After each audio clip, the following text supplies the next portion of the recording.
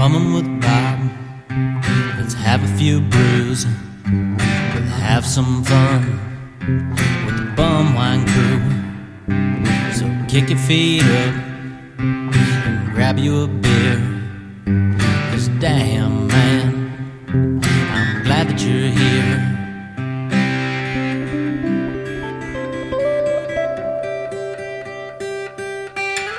All right. This is Bum Wine Bob. Welcome you to an all-new edition of Bumming with Bobcat.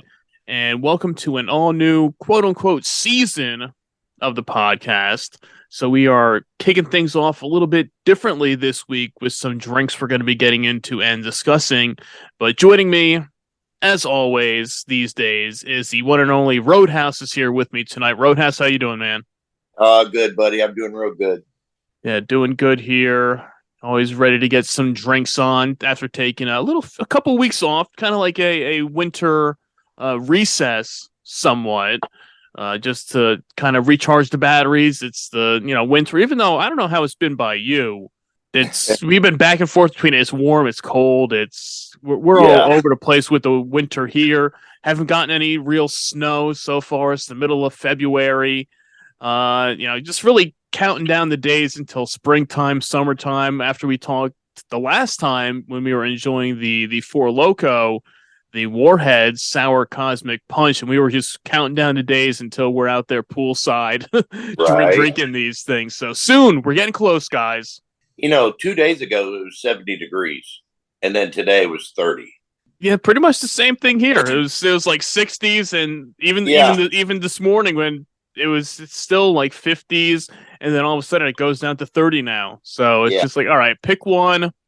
I think we're all ready for winter just to be done and over with. Bring on spring, bring on summertime, bring on outdoor nice weather, drinking outside, hanging out at the pool. And not that we need an excuse to drink. It just makes it nicer to sit outside, enjoy the sun, not being cooped up in the house all the time. So we're getting there. Sure enough. Yeah. I mean, it's our reward at the end of the season we drag through. Exactly. You get to enjoy outdoor drinking. I think that's what we all like. Right. Patios and music and booze. Yeah, booze, grilling, smoking some good food. Yeah. And just relaxing on the weekend. That's all you want in life. I've been looking at new smokers, maybe graduate to the next level. Oh, okay. You got the same smoker I do. Right. And, last year was all experimenting with different styles and techniques and meats. And now it's time I might go into the pellet realm. Okay. Yeah, I mean, there's a lot of ways you can go with it. I have a friend of mine he got the Kamado Joe last year. Yeah. I don't know if you've seen that, and then he even went and he got the mini Joe. So he's got the big one, the little one. So he's the one that kind of got the bug in my ear years ago about going down the smoker realm.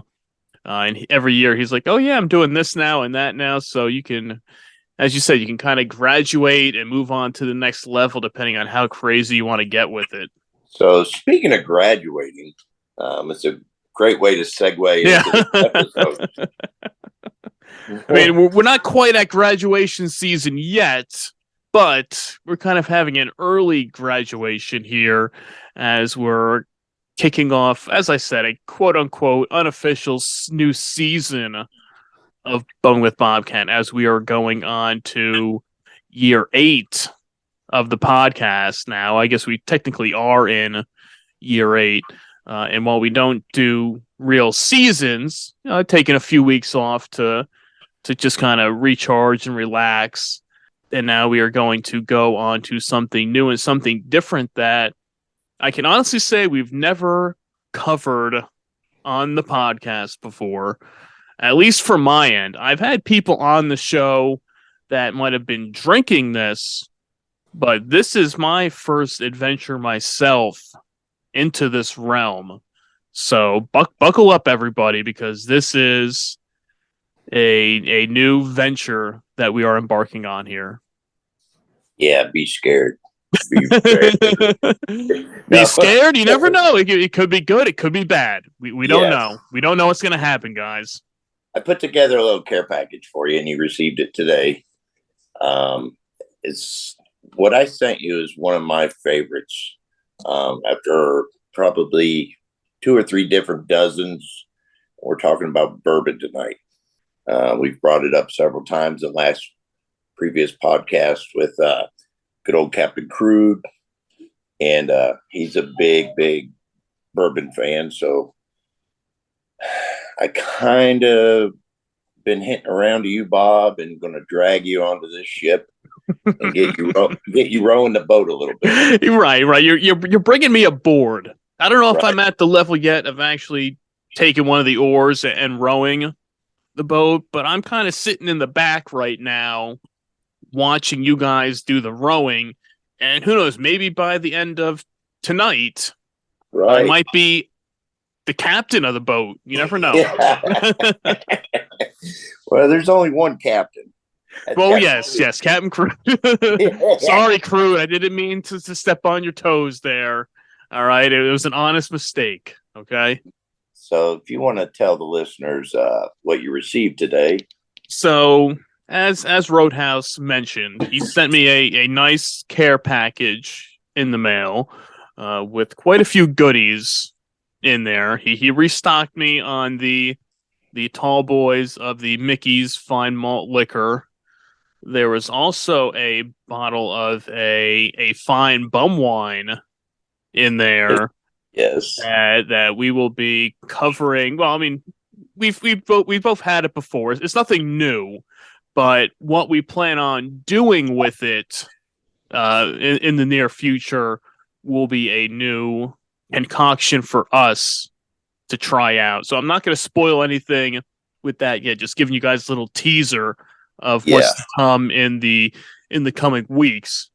But the other bottle in there was this nice, very fancy bottle of Noah Mills genuine bourbon whiskey, handmade in the hills of Kentucky.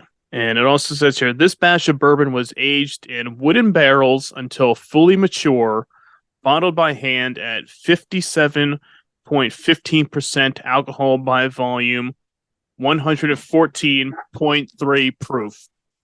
Just at 0.3. Yeah, just that little bit. Couldn't just leave it at 114. Couldn't quite get it to 115, but 114.3. Yeah, that always cracks me up when I read that.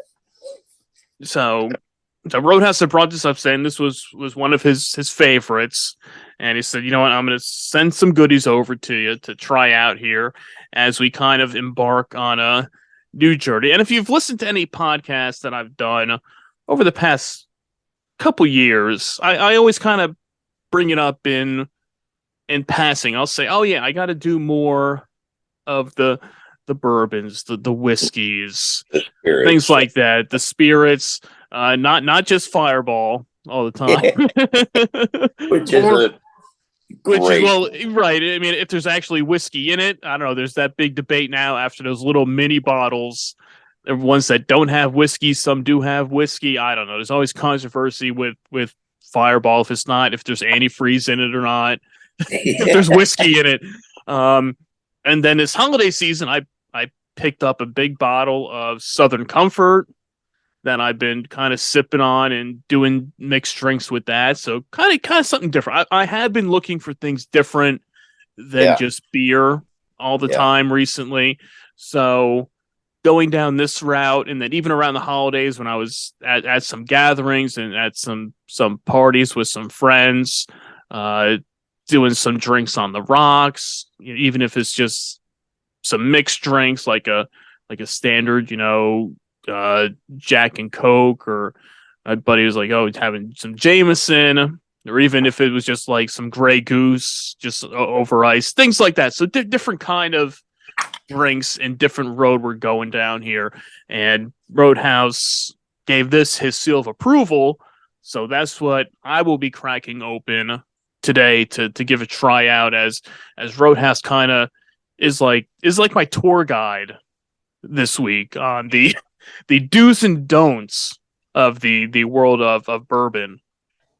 And I'm no expert by far, but I've just recently, in the last few years, been venturing into bourbon. It never was my thing when I was younger, but I found myself here in the last 3 or 4 years just really diving in deep and trying different ones, and coming to find out, they're very enjoyable now that you kind of know what to look for than just drinking to get drunk. Or want to break down real quick, in my opinion, the top 4 ways of drinking bourbon. There's many, many, many ways people do it, and they're going to argue with me or whatnot. But I'd say the top 4, I'll go from in reverse. So I'll say the 4th is mixing your bourbon, mixing it with Coke, Diet Coke, or Sprite, or soda. It's a way of drinking it. I think it's wrong for how complex of a spirit this is and what it has to offer. The amount of work that goes into making bourbon. So it kind of is like kicking the distillers in the nuts by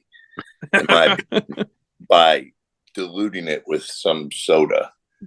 The 3rd way is on the rocks. There is a very unique thing that happens when you pour bourbon over ice. The smaller the cube, the faster it dilutes. That's why you see some people use big round bourbon ball type ice cubes, because there's more surface, so it stays colder longer. That's a really good way. A second way is straight up with just a few drops of water in it.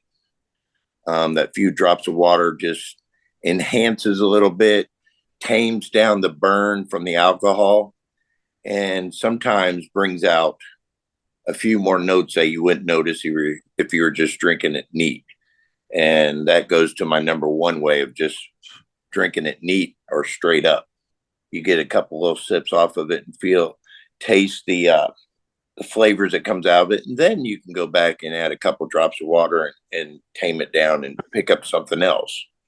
But to start off, you pour a couple ounces in a glass where you can see the color line and see different bourbons have different colors, some lighter, some darker. It all depends on how much char is in the barrel when it goes to age, how long it ages for, what the season was like while it aged. That's what makes Kentucky bourbon so special, is the weather changes around here like crazy. And so while bourbon's aging in a barrel and it's a hot summer day, and that alcohol goes way deep into that oak, then in the cool evenings it comes back out. So that alcohol is constantly pulling in and out of that oak and that char inside the barrels. And that's what gives it its color and all the unique flavors. But at this point, I guess we can start uncorking and get on to the meat of this one. Yeah, let's get down to business here. We'll crack this bad boy open and see what we're dealing with. Now tonight I don't have any Noah's Mill with me, so I'll be drinking 4 Roses, and it's also a Kentucky bourbon, but it isn't. See here, let's get this bad boy open. But this one's only a 40% alcohol. Ooh, there's the pop.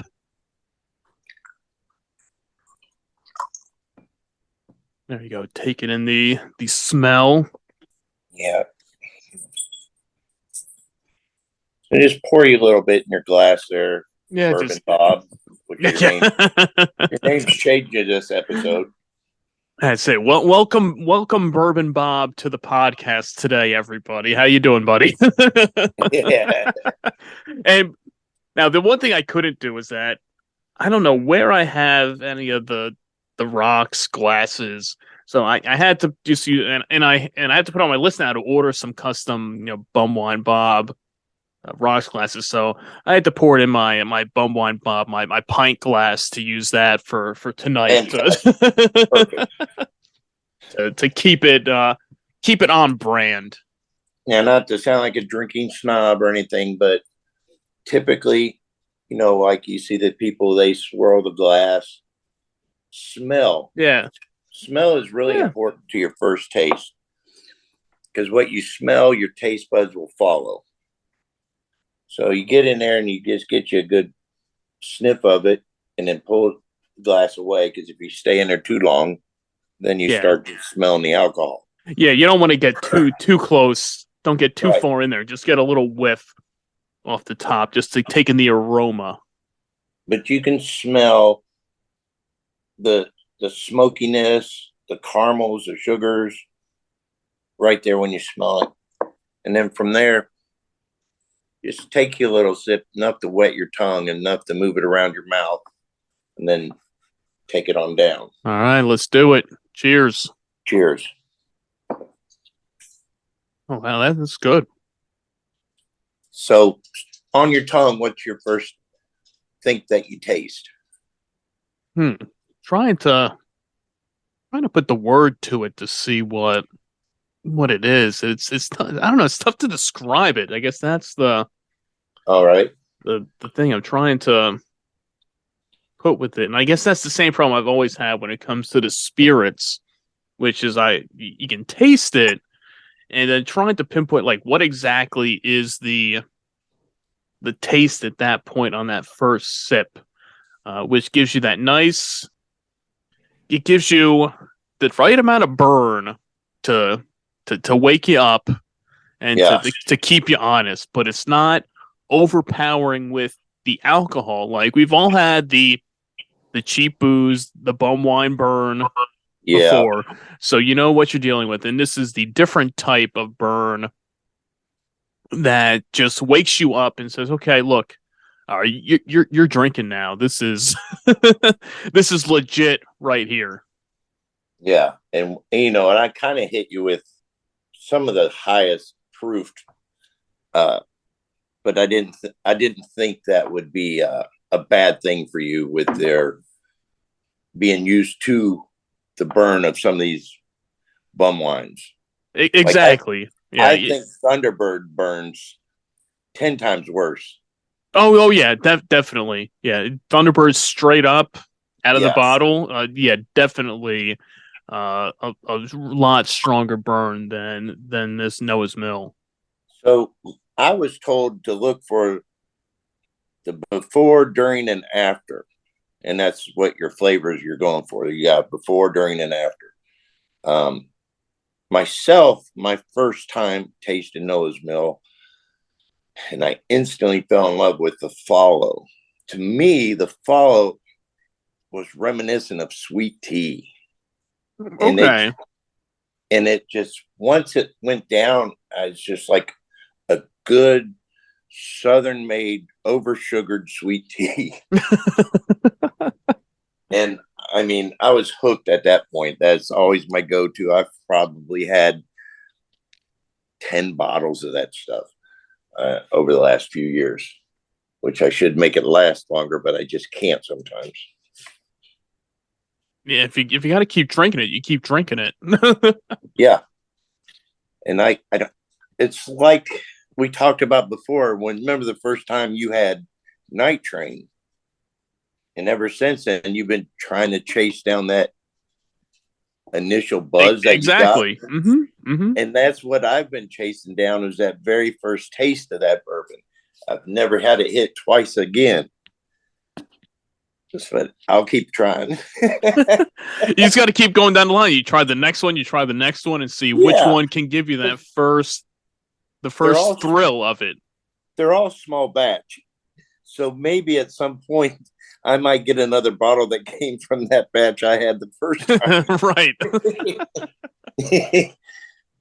But yeah, what do you think? I mean, I could see when you were saying that sweet, maybe not too much of the sweet tea, at least for my taste, but I could see kind of like a tea flavor to it. Definitely definitely smoother than what I thought it would be, but still a good amount of burn though It's a with it.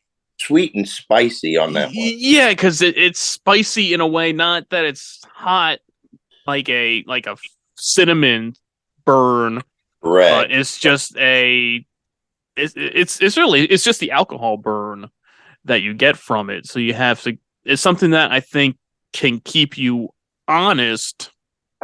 And I mean, you said you'll go through a lot of it, but it is something that you could see yourself sipping on really easy with it because at the alcohol volume, I mean, it will get you going really quick. I mean, that's where you have to pace yourself with it.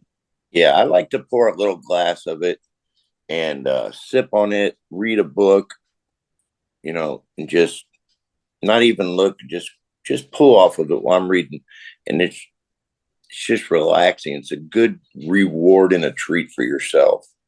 Yeah, and that's what I've been kind of looking for, different things recently, and getting away from the having a beer. You say after a long day, you want something that will just take the edge off. Get Right. get you a good relaxing buzz. You're not looking to get trashed on a Tuesday night. You usually not. I mean, sometimes it happens, Right. but just something to relax, take the edge off, get you a buzz, just kind of cool down after a long day of work. And this time of year when the days are shorter and you get home from work and it's dark and already feels like bedtime at 6 o'clock, and you just get a small glass of this. It mellows you out. You get a little buzz from it. You get a little respect of the alcohol. I'm not a big bourbon drinker in the summertime at all. Right. But it gives your body a break from all the sugary alcohols like the Four Locos and stuff that you overdo in the summertime. And, you get that summer bod for the spring. Yeah, yeah. You ruin it throughout the summer. See? Exactly. Right. It's a build up to summer, and then once summer comes, then you can just let loose and do whatever the hell you want. Yeah. Yeah. Well, as close to summer buzz as we're getting. So I might pour me just one more small little bit of that, and then I'm probably going to rotate over to some last year's Battle of the Booze winner. Oh, the classic there. Now, I mean, what do you think? I mean, do you think I should get some ice in here and then do it with that? I mean, what do you think? I mean, what would be your recommendation? We had it straight up, straight. I'm sorry, I got to apologize to you. All right, so you did do it straight up. Yeah. My introduction to bourbon, I still didn't like it straight up. So I would put 2 or 3 ice cubes in a glass and pour the bourbon over it, and I would let it sit for 5 to 10 minutes before I drank. And I think when that happens, it's something you can't speed up. You can't add water and get the same effect as you can when that ice melts slowly. Right. And dilutes it down a little bit. And I think that makes it, I ain't going to say manageable, but tolerable. Yeah, but I mean, right. It's going to cut it down. I mean, it's physics or nature, whatever you want to call it. I mean, you put ice in it, it's going to melt. It's going to dilute it. So it's going to cut back on the strength of it. It's also going to hide some of the flavors too. Right. That's the trade-off with it, is that it's going to change the whole flavor palette of it. Once you add the ice to it, it starts to melt. Now you have water with it, and it starts messing with the molecules. Now you know for sure we're not a physics or a chemistry podcast here. So what actually happens when the ice goes into the bourbon? You can talk to somebody else about that. We're just going to say it dilutes it and changes the flavor. Yeah. So if you want to give that a shot, and we can talk about which is something else I've seen while that's sitting there chilling. I was on ESPN. I was browsing through ESPN Plus, And I've seen that the XFL is going to be on there. Yeah, the XFL has returned. So that will be tomorrow. Right. As we're recording this, the XFL kickoff weekend is tomorrow. By the time you guys hear this, it will be at either the middle or the end of the XFL 2023 opening weekend. Okay. It'll be interesting to see how this plays out. It's the third try for the XFL. Now, we all know the original XFL, which was totally on its own, and then it went away, and then we had the revamped XFL 3 years ago, which was actually kind of taking on a following, but then COVID hit, and then it just killed everything. That was just the end of the league right there, because it was kind of a couple weeks in, getting his footing. People were like, you know what, this isn't that bad, and then they had to end it, and then Vince McMahon, put it up for bankruptcy. Then the Rock and his company bought it, and now it's back out again. So it'll be interesting to see, because after we just had the Super Bowl, so the NFL season is over, but people always want more of that football. And will the XFL hold up? It'll be interesting to see. I mean, I'll tune in. Yeah, definitely. And see how it works out. In my opinion, nothing beats the very first XFL, and when Vince McMahon was announcing it, and just how passionate he announced it, ripping his larynx out. Yeah.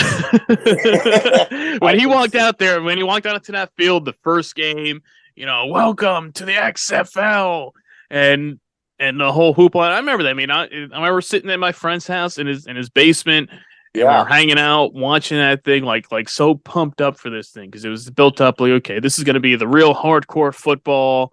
It's not the NFL. There's no rules. People don't have their names on their jerseys. It's just you can put whatever you want back there. He Hate Me was the star of the names of the league. And so we watched the first game, but then it just kind of cooled down a bit as the season went on, because people were like, oh, well, this football isn't really that great. It was a good gimmick to start with, but then the football games were being played, and it was like, oh, well, it's really not that good, guys. And then they said, okay, we're bringing it back. Started off, and it was like, all right, it's not as extreme as the original XFL, but as a alternative springtime football for people that want that, it was like, okay, it's not bad. But then, sadly, they had to shut down the league as just things were getting going. So we'll never know exactly how that second revamp of the XFL would have turned out. And now it's the third one with the Rock running it now, and they're still doing. I saw they're doing the 1 point, 2 point, 3 point after touchdown plays. I mean, a bunch of different rule changes when it comes to overtime and things like that. So it'll be interesting to see how it turns out. And then, all around that time of the first, and you also had arena football, right? Mm-hmm. And I think the overload, it's just hard to compete with the heritage and the tradition of the NFL. And so you had your hardcore fans that tuned in, but you couldn't. I mean, you repped your city if you had a league in your city, but it was hard to bring anybody outside area in, I think. Yeah. It's true. So, that's just my opinion on that one. No, definitely. I mean, it's tough to bring a springtime football league into primetime prominence with players you've never heard of. Right. I mean, when you go through the NFL and superstar players who are bigger than the league, everybody knows, okay, quarterbacks, receivers, running backs, defensive players. you look at these XFL teams and you're like, okay, who are these guys? Oh, I know this guy was once the third string quarterback in Carolina, Yeah. or something like that. So you don't know any of the players. You say it's really like an NFL developmental league, because if anybody does good playing within the XFL, they'll most likely get signed by an NFL team before the season starts in the fall.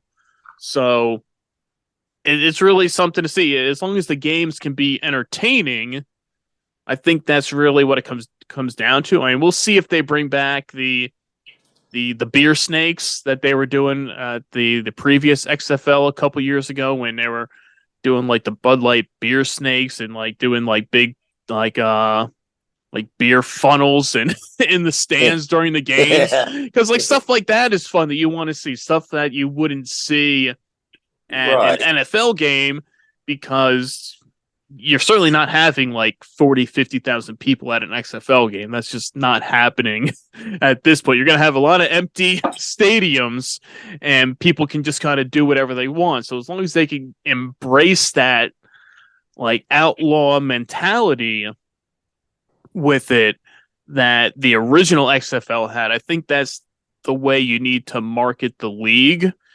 and not trying to be like the mini NFL and be cookie cutter, play by the rules.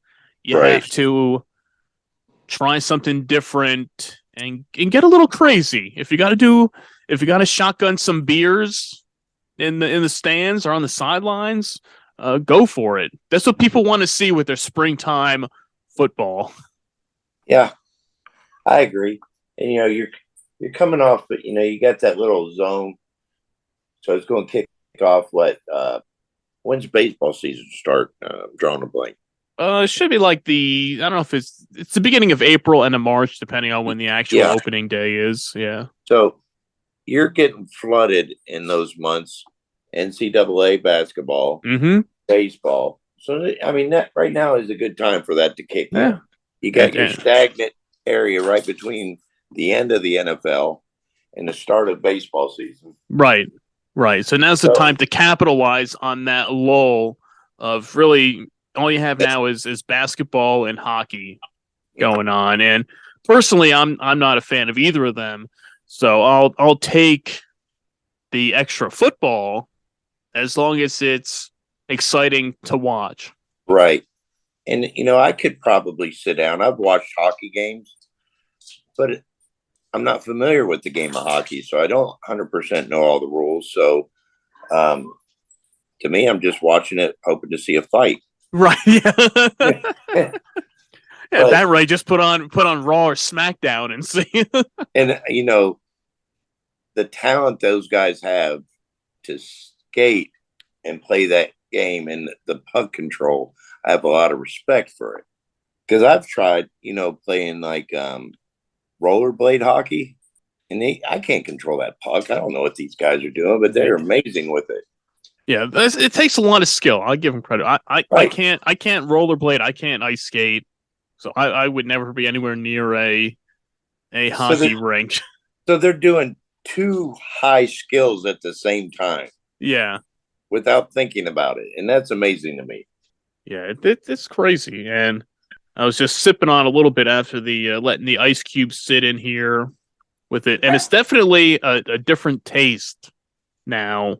Yeah, because like I said, it's going to dilute the flavor in the bourbon as the ice starts to melt, but it does make it a lot more manageable to drink because it cuts down on that.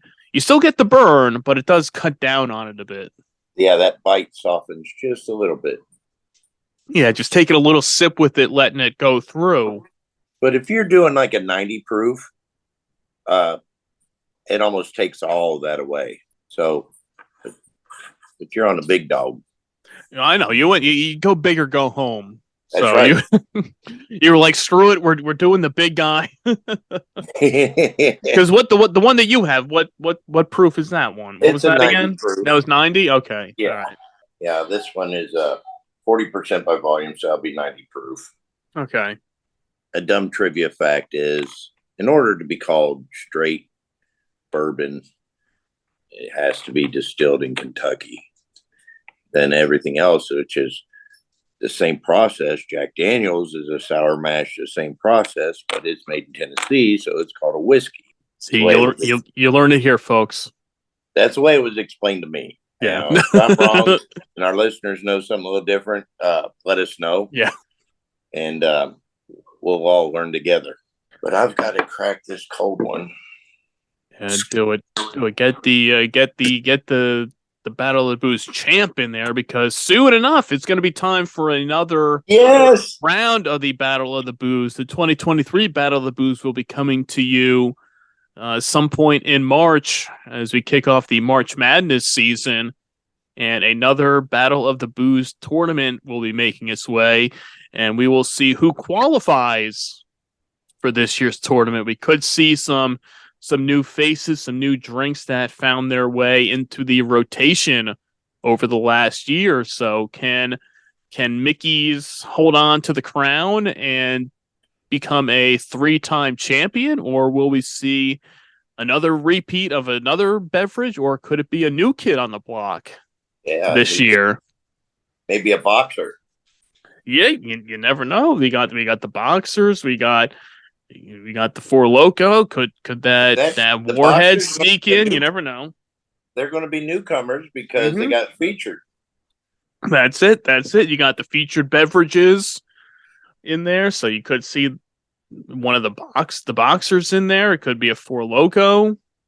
You never know. We will see who makes it into this year's bracket, and then who the fans out there vote for, because it's the people, it's the fans, it's the listeners that get to have their voice heard.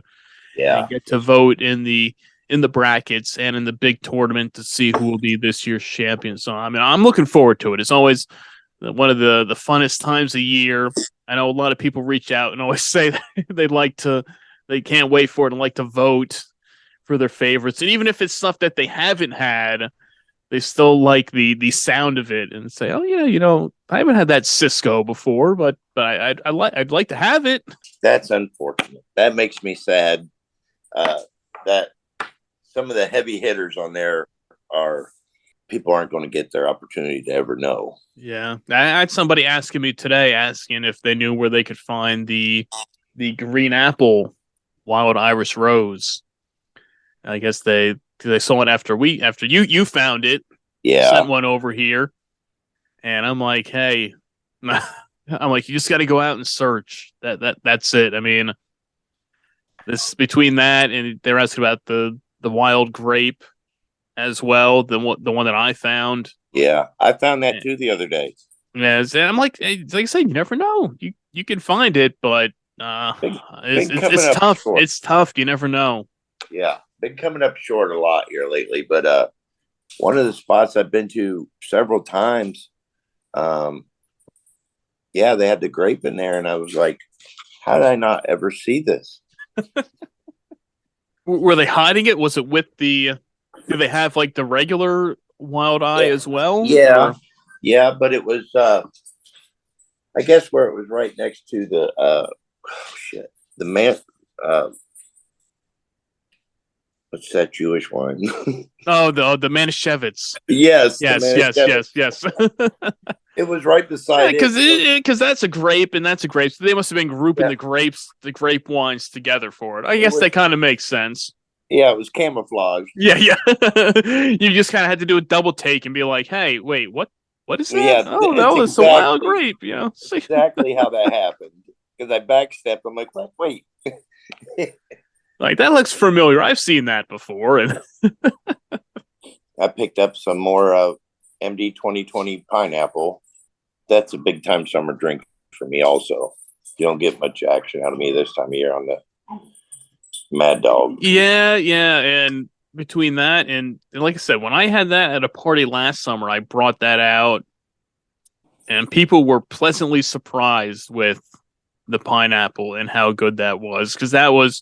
I mean, now my house is starting to attract more of this, the bourbons and the other alcohols, because that was when my friend was like, "Oh, do you have any like hard stuff to drink?" And I'm like, "Oh, I got like vodka, some rum, and I got MD 2020.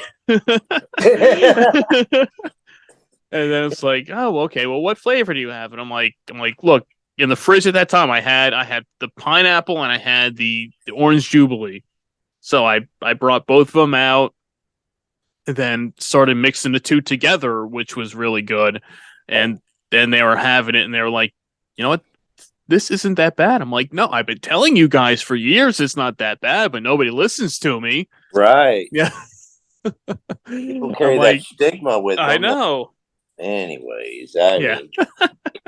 when I'm at somebody's house, they're going to hand me anything. I don't care. And that's the same with me too. I'm like, I don't care. Whatever you have, whatever you're drinking, I'll take it. I'm not picky at all when it comes to booze, as people know. It's like, okay, what do you have? All right, yeah, sure, I'll take one. So, what I do for a living, you know what I do. I drive around in a truck and sell tools, but I also carry koozies on my truck, my brand koozies, and also yours. I usually just give them away for the most part when they do a big purchase or something.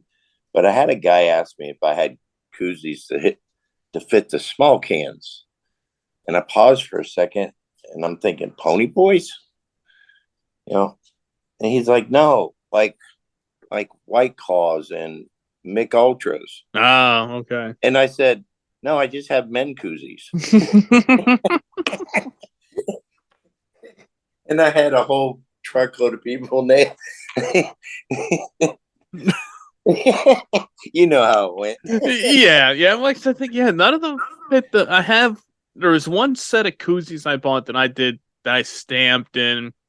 They were more, they weren't those size, but they were like the energy, like the Red Bull size cans. Yeah, that's what he was wanting. Same in that, but those cans are a little bit bigger, like the Mick Ultra or like the Corona Light cans. Yeah, things like that. Those thin, tall ones, they're still a little bit bigger than your Red Bull cans. So the ones that I had wouldn't fit there, because I thought at first getting them that they would fit, but it was like a variety pack I got. It was one that had the beer bottle koozies and had some regular koozies, and then those smaller ones just to test out and see what would fit what when I was just testing out everything. And yeah, they couldn't, they were just a little too small for like the Michelob Ultra or the Corona Light cans, but they'll fit your Red Bull okay. Gonna crack open one of these Yuenglings here. Okay. I was debating on Yuengling or Boxer. I've done so much Boxer. And I was like, and I did have one before when I got home, and I was like, oh no, I want to do the Boxer again. I was like, oh well, I have some Yuenglings. All right, I'll do the Yuenglings. I got such a kick out of your text the other day saying I got to power through all this Boxer. Yeah, don't worry, you'll get some sent your way too. I just think it's amazing that they do 36 packs. Yeah, I know, 36 packs for $19.99, and even that, and that was here, I was right. And some people in other states, I don't know, and we're like, oh, for like around here, it's like $15 for that. I'm like, $15 for 36 pack? They're just giving away the beer. So now that you're iced down, Noah's Mill is sat there for a little bit. Mm-hmm. Is it changing on you, Annie? You feel that emulsion that's going on? That I can definitely see the difference, because the ice is pretty much almost melted in there. So it's got that it's nice and cool. And it really, at this point, as I was sipping on it, as the ice was melting, it takes down that burn with it. So you can drink it a lot quicker. And that's, I guess that's a good thing and a bad thing when it comes to this, because then you start drinking more of it faster. But it does get rid of a lot of the flavor with it. It's really, at this point, you don't taste too much of it, but still good. I mean, I could see this as like a very light iced tea taste to it, when it's diluted, as if you had a very unsweetened iced tea. Yeah. That was sitting out for a while. The ice melted in it, and you could taste just a hint of it, but more of a water taste. And it's got a nice relaxing buzz to it. I've got a little one off of what I've drunk, and it's just that good end of the, it is Friday night here while we're recording. We worked hard all week. It's just nice to chill and just be good. And I think that's what it does for me this time of year. Yeah, you take that, you kind of, depending on how crazy you want to get, you take that, you rotate between a beer or two. Yeah. And just kind of sip, and not so much using it as a chaser, but I've been kind of taking a sip of one, taking a sip of the bourbon, taking a sip of the beer, exactly. Kind of going back and forth with it. Yeah, exactly. And you got to be really careful because it doesn't come on all like, if you drink two tall boys, you know what to expect. Bourbon will sneak up on you and all of a sudden just jump out and bite you. Right. It's one of those where you go to stand up and you're like, oh shit, what? Yeah. what I do? Yep. And it's just like all of a sudden, oh man, that was probably one drink too much. Right. It's like, should I have poured that second glass? I guess not. Yeah. So you've been warned. Yeah. Well, that's what we're here for. We're here to intro everything, try things out, see what happens. It's only the first adventure with it. I feel very privileged to be the one that brought you the introduction to Bourbon Bob. Yep. Bourbon Bob has joined the podcast world. He can join a craft beer Bob and fine wine Bob. Is there a fine wine Bob?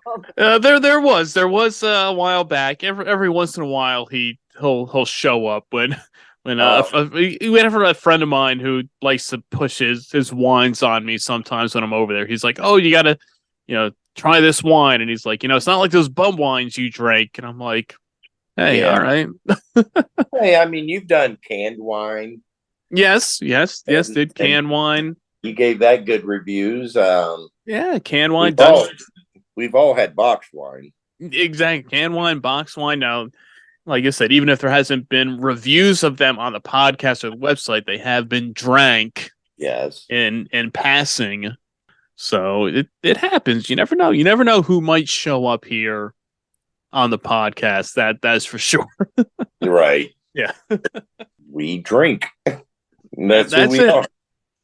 That's it. That's what we're here to drink, have a good time, have some fun. We don't take ourselves too seriously when it comes to this, for sure. 8 years of podcasting is an amazing feat for as many podcasts that are out there. And for you to stick to it and still be here 8 years later, that's amazing. Yeah, eight years. Hat tip to you. Oh, thank you. Yeah, 8 years. This will be episode number 275. So we are inching closer and closer to episode 300 in the coming months at some point this year. And we've been kind of kicking around some ideas of what we can do for the big 300. And we will keep you guys posted when that time comes for episode 300. And who knows, maybe you can be a part of it, join in the fun. We'll see what we can do. Anything. Yeah, any suggestion on a 300 celebration, it will be considered. Yeah, we did the 200 ounce challenge for episode 200. We knocked that one out of the park, and with 300 around the corner, you never know what might happen or who might show up for it. But yeah, a lot of good things on tap in the coming weeks here on the podcast as we keep the ball rolling, have some new drinks, some new features, the Battle of the Booze around the corner within the next month or so to get that bracket. I got to get working on that bracket, get it out there, get people to get their picks in for it to see who they think's going to become this year's champion. Yeah, behind the scenes, I bet that's a lot of work. I think everything around here is a lot of work, a lot of drinking involved, a lot of work. Well, there's your plus. Always the drinking. That's the plus. That's it. You drink, you write, you talk, you podcast, you do it all here. But as we took an adventure this week down the Bourbon Road, will we return? We'll see. We'll see what happens. We are seeing where this season takes us, and see what kind of trouble we can get ourselves into in the process. And just play with that bottle, find your way of enjoying it.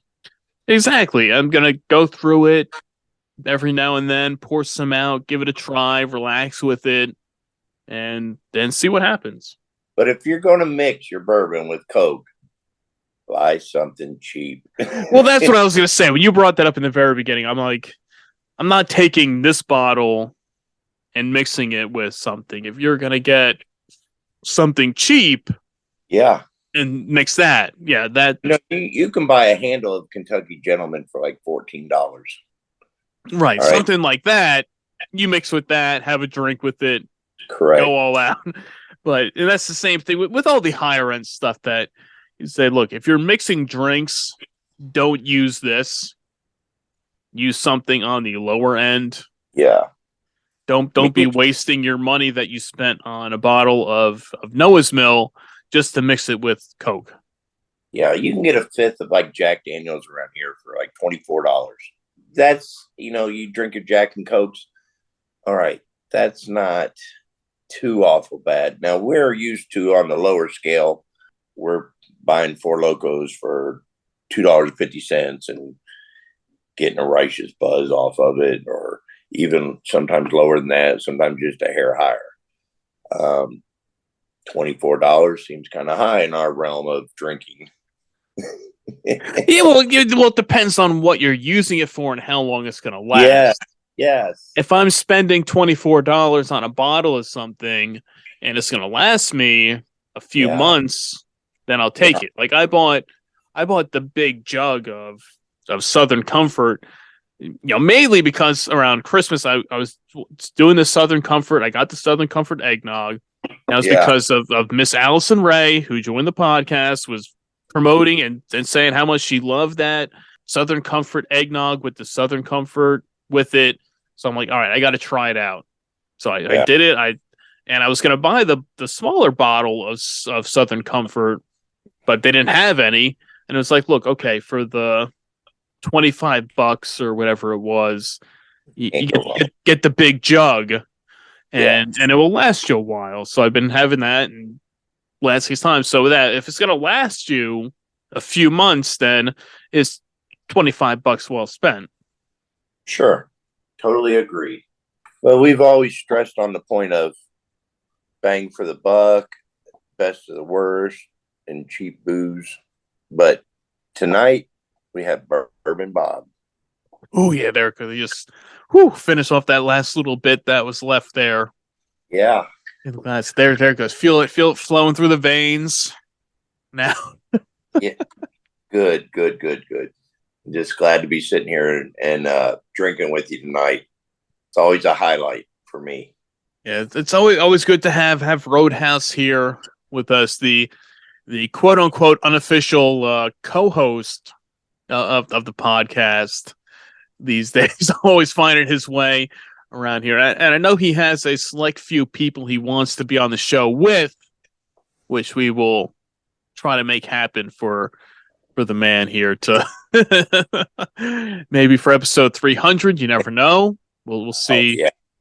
We'll see what we can do. But yes, taking a different venture this week into the world of bourbon, trying out the Noah's Mill genuine bourbon whiskey, handmade in the hills of Kentucky, as we get you guys ready for what's coming up soon. The Battle of the Booze is coming up soon. I have some drinks on tap with my buddies at the Grocery Gamblers. If you saw the post I did, kind of recapping my Florida trip a few weeks back, I brought back some special goodies that, well, not brought back. I had to ship them back from Florida because I didn't want to take the chance that anything was going to get taken from me. So I had to ship them at the UPS store to myself. From you got to do what you got to when you're out there searching for booze on vacation in other states. You have to do what you got to do to get it back to you in one piece. So we have that coming up. We're probably going to be taking another trip to the Minhas Brewery for their malt liquor adventure. And we'll see. Maybe Roadhouse will be joining us on that adventure, as long as I can get him his care package soon enough. Yay. To see with our friends that bring us the wonders of Boxer beer and their venture into the malt liquor world. That's amazing. Yeah, all the good, the best of the worst and cheap booze. We have it for you here. Roadhouse is always happy to be here, always along for the ride. You got anything else you want to lay out for everybody before we sign off? No, I think I'm good. No, that's it for me, brother. All right, you heard it here. The man bringing the bourbon this time as Bourbon Bob makes his first appearance here on the podcast. Hopefully he'll come back for more.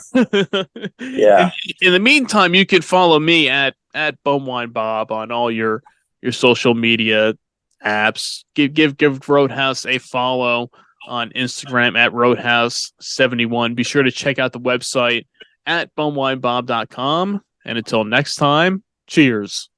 Cheers.